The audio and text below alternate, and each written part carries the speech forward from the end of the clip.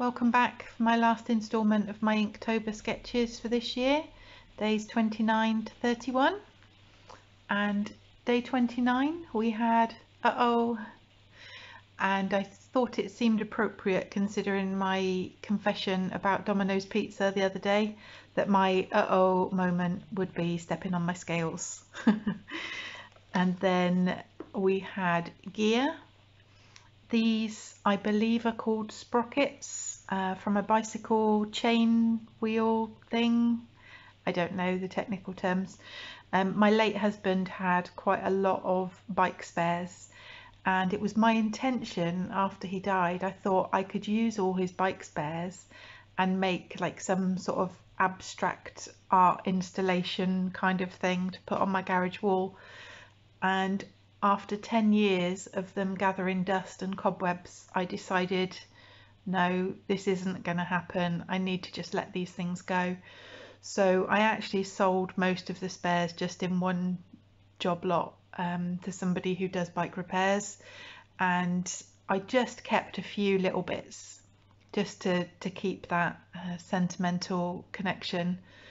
And these are two of the bits that I kept. So these are now hanging on a nail on the garage wall, just nice shiny cogs, which I just like the look of. So it's, you know, it's something I like to look at.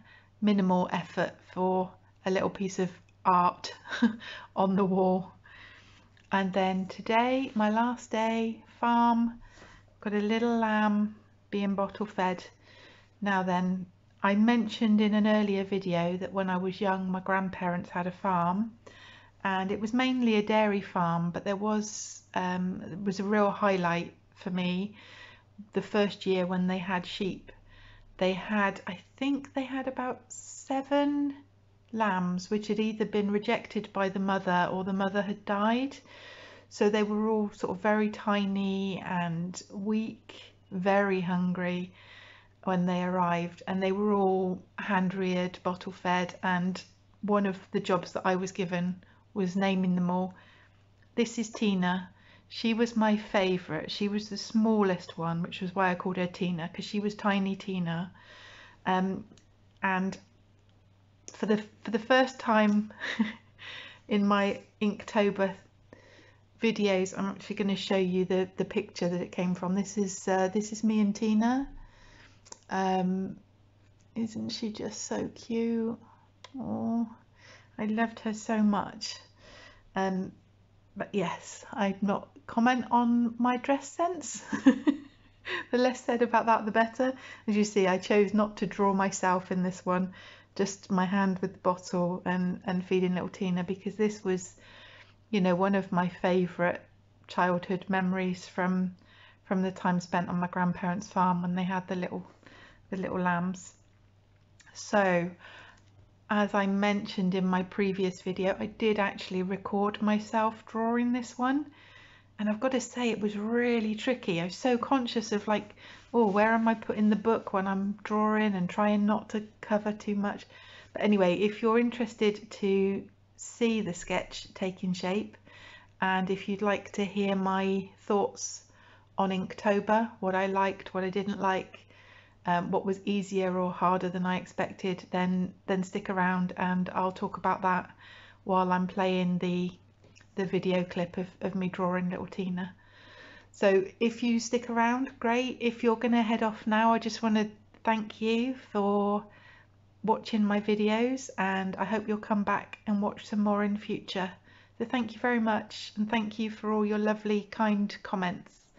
And I'll just head over now to the clip of me drawing. Okay, see ya.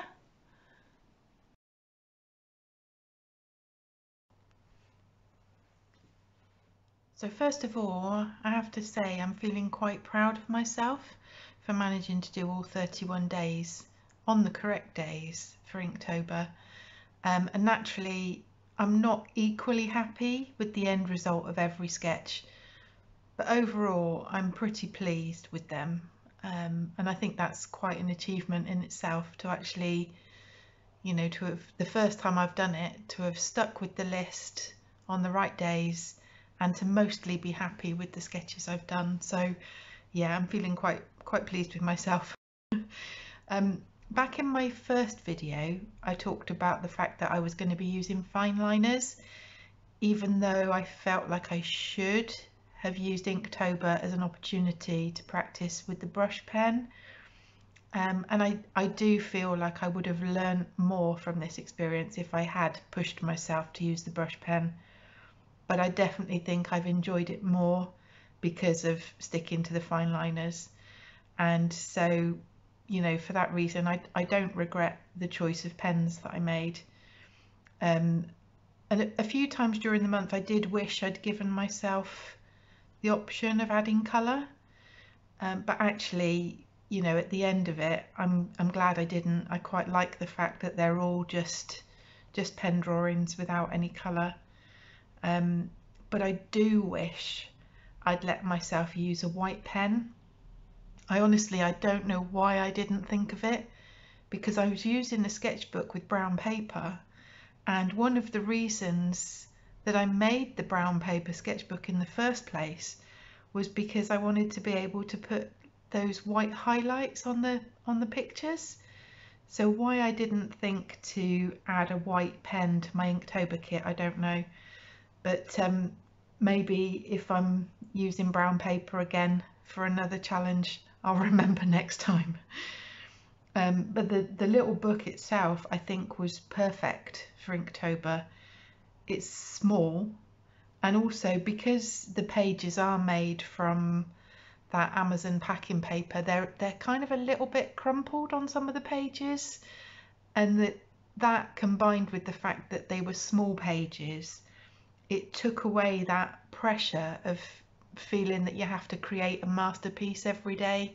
It was just a bit more relaxed. Like the book itself was relaxed, if that's even possible. I hope you know what I mean by that. But yeah, so I think that helped me to, you know, not put too much pressure on myself. And as for the list of prompt words themselves, I know some people like to create their own list or use one of the other lists that can be found online. But for me, I actually really enjoyed using the official Inktober list. Now, don't get me wrong, I didn't like all the words, and some of them were really tricky to come up with ideas for them. But I really liked seeing other people sharing sketches from around the world with the same prompt words, and seeing like the different interpretations and the different artistic styles. And I think if I'd just done my own list, I suspect that I wouldn't have made it all the way to the end of the challenge. Somehow there's some encouragement to keep going when you feel part of something bigger than just yourself. Is that a bit too deep for Inktober? It's just a sketching challenge. It's not like the meaning of life, Laura. But do you know what I mean? It's like when you're sort of doing something with other people, even though you're not with them, you're seeing that other people are kind of working on the same challenge. It was a nice feeling. And obviously I've not done Inktober before, so I wasn't quite sure how that was going to be, but it was actually really nice. Now then, my own personal sketches. During this challenge, 20 of the sketches were done from reference photos that I found online, and 12 were done from either my own photos or my own objects. And yes, if you're quick, you'll notice that adds up to 32, not 31. But that's because the bat sketch that I did right near the beginning was partly from my own photo, and then I used an online reference photo to add some details. So that's why my numbers don't quite add up. But I think if I do Inktober again next year, I'd like to try and use more of my own images or objects that I own, if possible. But I guess that depends what the prompt words are of trying to get something to fit. But who knows, maybe next year I might even be brave enough to try the brush pen. I doubt it, but you never know. Miracles happen. Thank you for sticking with me on this journey, and I hope that I've encouraged a few of you to do some more sketching yourselves, because you've definitely encouraged me. Like, your lovely comments about my sketches has been really nice, so thank you for your support, and hopefully I'll see you again soon.